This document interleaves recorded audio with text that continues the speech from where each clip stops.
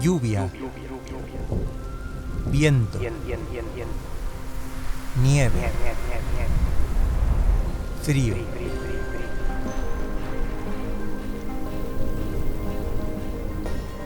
...59 corredores y corredoras me rodeaban en la línea de salida en Torre, Serra da Estrela, el punto más alto de Portugal.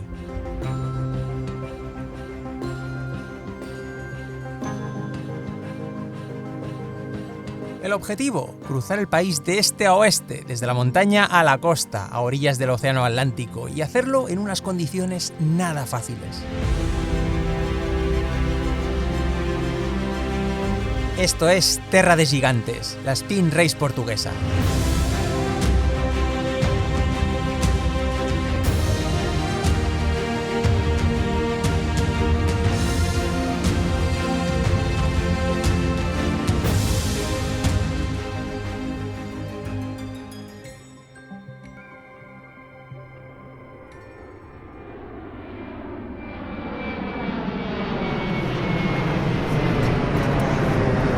Bienvenidos a Lisboa, donde hemos aterrizado a las 5 menos cuarto hora local. Welcome to Lisbon, where we have landed at approximately 5 p.m. local time.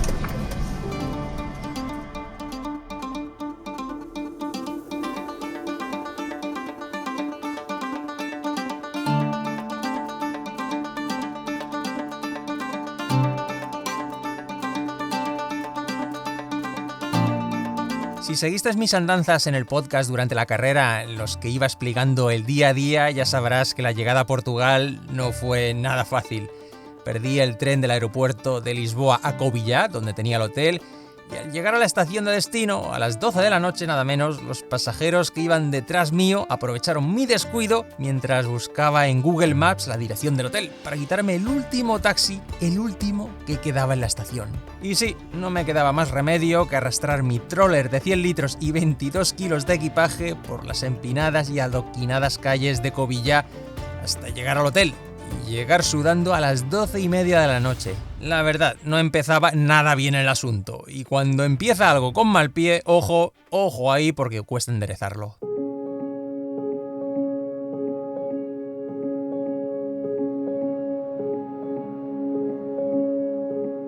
El día siguiente sería el típico día de preparativos, recoger en el mismo hotel el dorsal y las 7 bolsas para llenar con lo que quisiese encontrar en cada una de las bases de vida.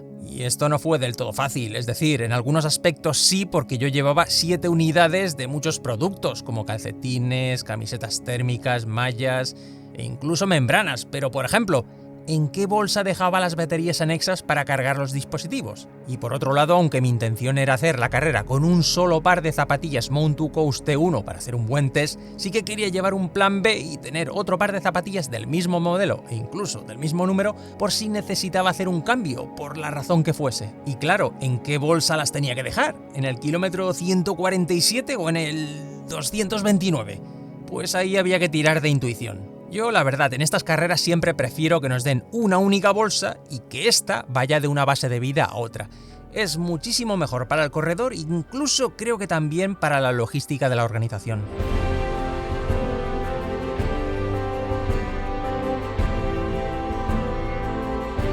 Llega el día esperado. El jueves 15 de enero a las 11 de la mañana, hora local, se daba la salida de Terra de Gigantes 2026. Por delante 303 kilómetros oficiales y que finalmente ya te adelanto que serían bastantes más y un tiempo máximo de 74 horas en un trazado corrible, sin dificultad técnica, pero eso sí, con la meteo características de esa zona en estas fechas, que no lo iba a poner nada fácil.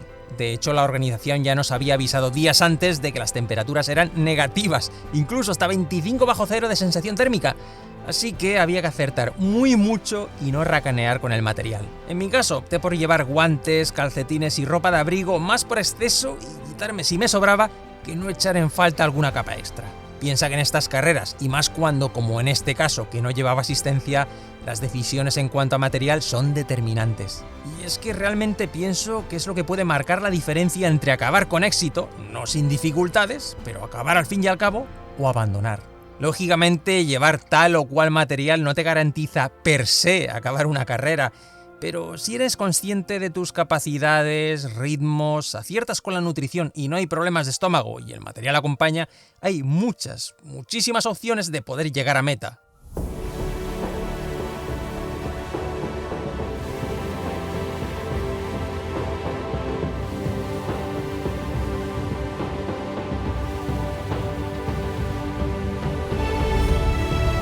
La llegada a Phio Dao, la primera base de vida en el kilómetro 51 bien entrada la tarde, fue relativamente fácil y rápida. Primer cambio de camiseta y de calcetines. Como en este punto ya íbamos muy estirados, en el avituallamiento había espacio de sobras para comer y cambiarse cómodamente. Como iría viendo a lo largo de la carrera, en las bases de vida el menú era variado y nada repetitivo. Había lasaña, pizza, consomé de verduras, sopa de pollo, arroz, espagueti boloñesa, croquetas, arroz con leche y canela, bizcochos de todos los sabores, en fin, que por comida estaba claro que no iba a ser. Y como siempre digo, hay que comer natural en las bases de vida y tirar de la suplementación en los tramos que hay entre base y base. Para mí este punto es garantía de éxito.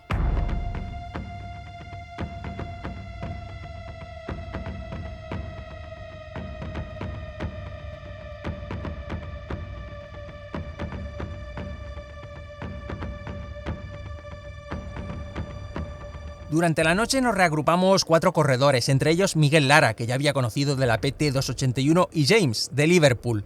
Caramba, qué glamour. Hola, soy James, de Liverpool. Nada, esto fue una broma para mí mismo, para distraerme del frío, la lluvia, que ya estaban apretando.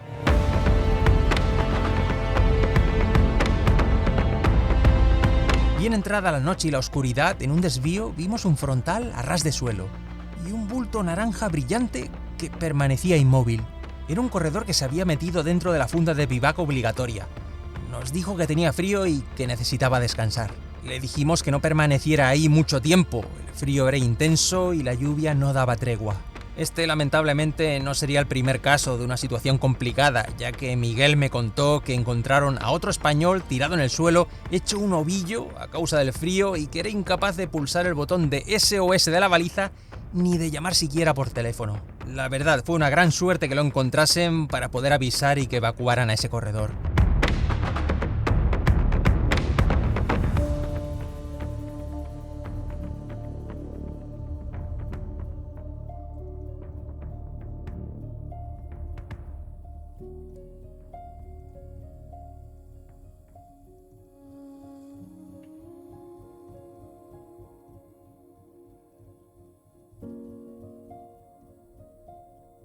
Las duras condiciones de lluvia incesante y frío hicieron estragos en el pelotón, ya que el primer día, de los 60 participantes, 12 acabarían retirados.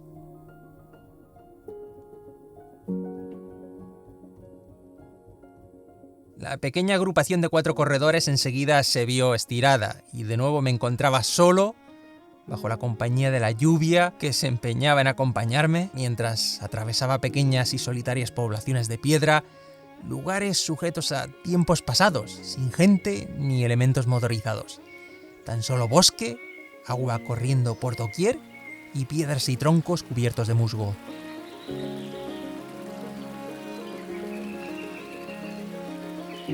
Auténticos bosques de elfos y de gnomos.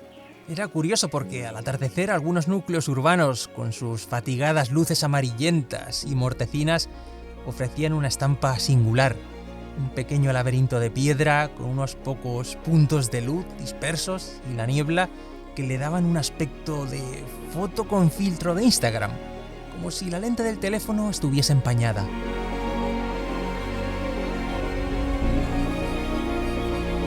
Lugares mágicos, uno de tantos que descubriría en carrera. Porque no olvidemos que las carreras no solo sirven para acumular logros, sino para visitar lugares que nunca creímos que existían.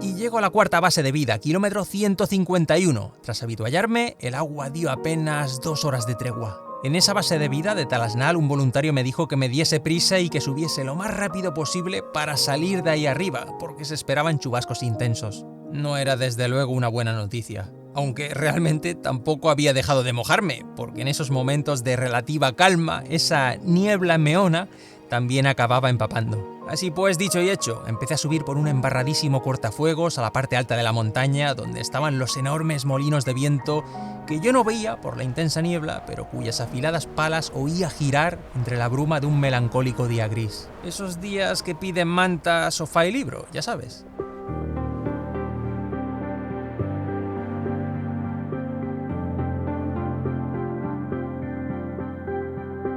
Estaba siendo una carrera fría, húmeda y solitaria, pero con ánimo se encaraba el segundo anochecer, y allí las noches son largas, muy largas, con más de 14 horas de oscuridad.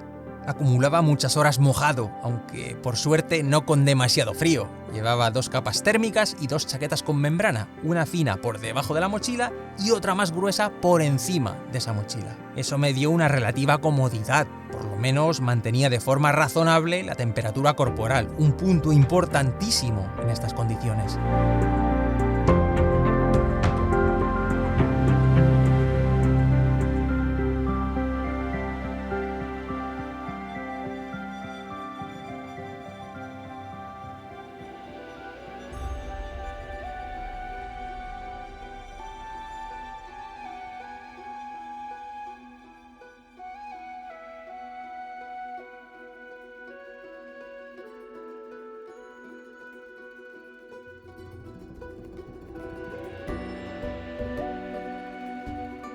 Llevaba también muchas horas solo. Los corredores que quedábamos en liza estábamos cada vez más distanciados. No había nadie a kilómetros.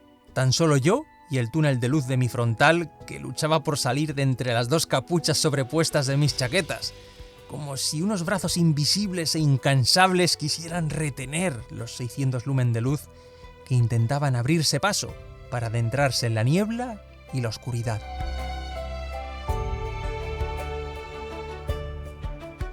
El desgaste mental y visual de ver solo lo que tienes delante tuyo a unos pocos metros y la confusión de la luz entre la niebla que lo emborrona todo es altísimo.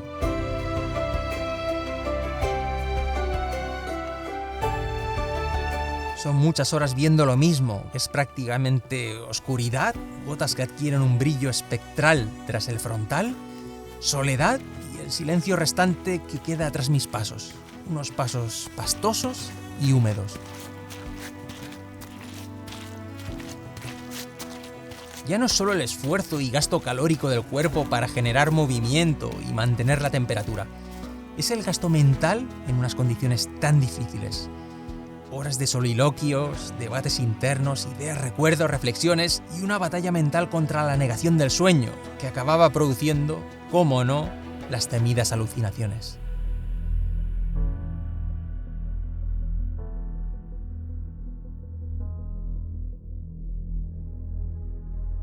En ocasiones, arbustos construidos con fichas de Lego, gente con bastones caminando a mi lado, que se parecían en el instante en que, sobresaltado, giraba la cabeza, intentando saber qué querían de mí y por qué me seguían. Oía conversaciones y cantos de grupos de gente que no existía, corredores con sus frontales que venían hacia mí y que acabaría siendo el rebote de mi propio frontal en una señal de tráfico. Es fascinante ver cómo el cerebro juega con la perspectiva de las piedras o de cualquier otra cosa para dar forma a un objeto que de forma personalizada te ofrece a ti. Y solo a ti. Tener la obsesión de que alguien me persigue, gritar a cosas que no existen o que solo existen en mi mente por una mínima fracción de segundo.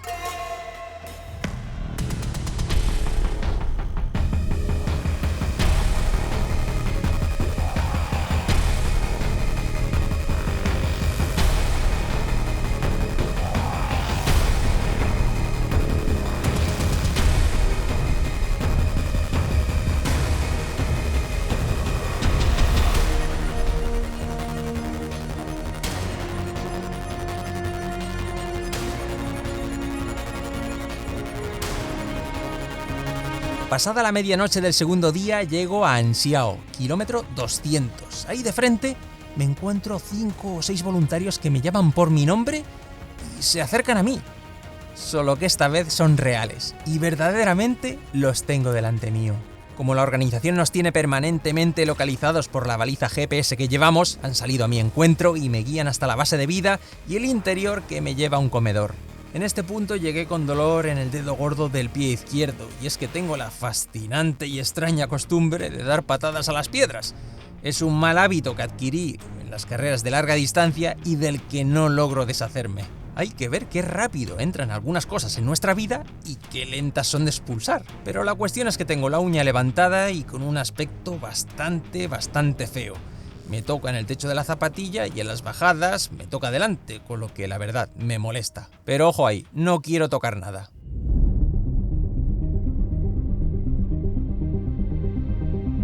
Estando solo en el comedor, los voluntarios me sacan de mis pensamientos momentáneos y empiezan a ayudarme para poner la chaqueta, guantes y mochila cerca de la estufa para que se sequen. Me traen comida, bebida, no me falta de nada y devoro los espagueti boloñesa como si no hubiese visto un plato de comida en días. Al final, el cuerpo toma aquello que requiere. Aprovecho también para dormir unos 40-45 minutos mientras cargo el Sunto Vertical 2 y el Race 2. La verdad es que les queda batería, pero los cargo por precaución.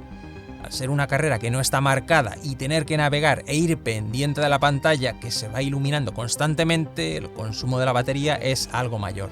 Y tras comer y descansar me pongo en marcha para cometer otro montón de horas de oscuridad en lo que será la segunda noche en carrera.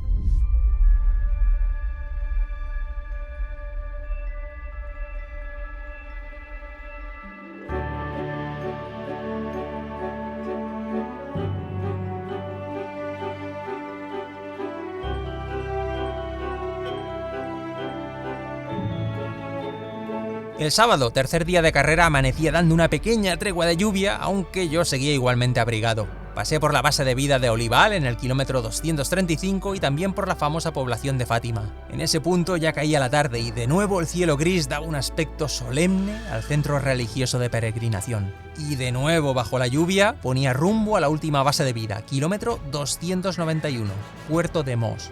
En ese punto me doy cuenta de que los 303 kilómetros oficiales van a quedarse cortos, ya que en realidad me quedan unos 30 kilómetros más o menos para llegar a meta. Aprovecho esta última base de vida para cambiarme, me pongo las mallas Ron Hill de Gore-Tex, los calcetines en forma que estoy probando últimamente y membranas secas. También aprovecho para dormir un rato, ya sin prisas. Y es que aquí tenía dos opciones, seguir el ritmo habitual que llevaba en carrera y llegar a meta de madrugada, o tomármelo de forma más tranquila para llegar al amanecer y ver cómo finalmente el océano Atlántico aparece frente a mí. Así que tras pensarlo opto por esta segunda opción. Me tienta mucho tener esa experiencia en carrera, haber salido desde el punto más alto de Portugal a 2000 metros para llegar a la costa, a la arena de la playa. Así pues, con la decisión tomada, me tumbo ya sin prisa y sin prestar atención al reloj, casi olvidando los 30 kilómetros que me quedan por hacer.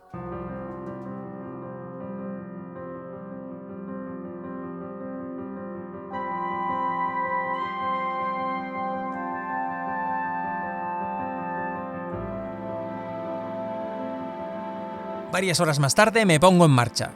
Iba tranquilo, demasiado tranquilo, pero el frío era intenso a pesar de llevar 4 capas de ropa, así que decidí aumentar el ritmo para generar más calor. Y ya era cuestión de ir descontando kilómetros en un trazado muy plano y rectilíneo para entrar a Nazaré por la parte alta de la ciudad y llegar a meta. Una meta que certificaría 324 kilómetros, algo más de 8.200 metros de desnivel positivo y 67 horas 44 minutos para cruzar Portugal de este a oeste.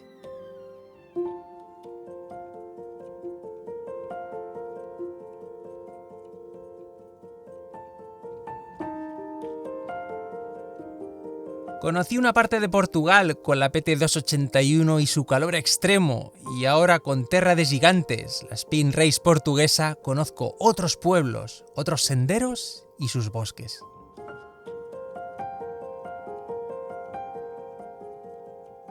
Las carreras XXL son únicas por su dureza, por la exigencia física y mental, por la soledad y por la necesidad de solucionar todo aquello que suceda ahí dentro, desde ahí dentro.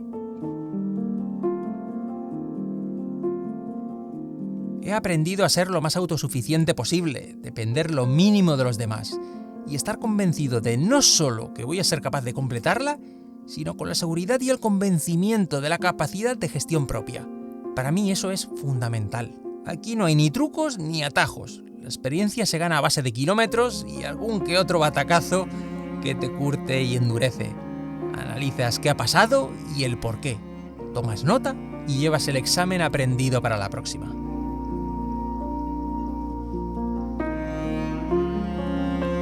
Tengo claro que todo aquello que está en mi mano, como el material, que escojo, que decido utilizar, cuándo y por qué, es esencial. Eso lo llevaré atado y bien atado. Ahora bien, el resto, esperar a que llegue y tramitarlo lo mejor posible. Con buena actitud, eso sí, con el objetivo final muy claro y siempre muy presente.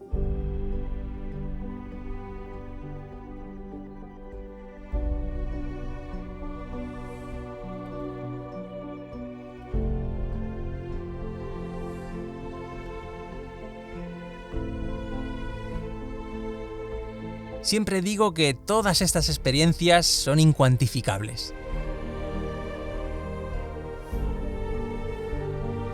¿Qué precio le pones a una vivencia así? ¿Cuánto vale tu felicidad? Porque la felicidad no es un estado permanente. De hecho, el término felicidad es tan subjetivo como efímero y volátil. Y por más que queramos retenerlo, el resultado podría ser justamente el contrario. Pero si ese estado puede llegar a interpretarse o intuirse y por tanto trasladarlo a algún lugar, actividad o circunstancia,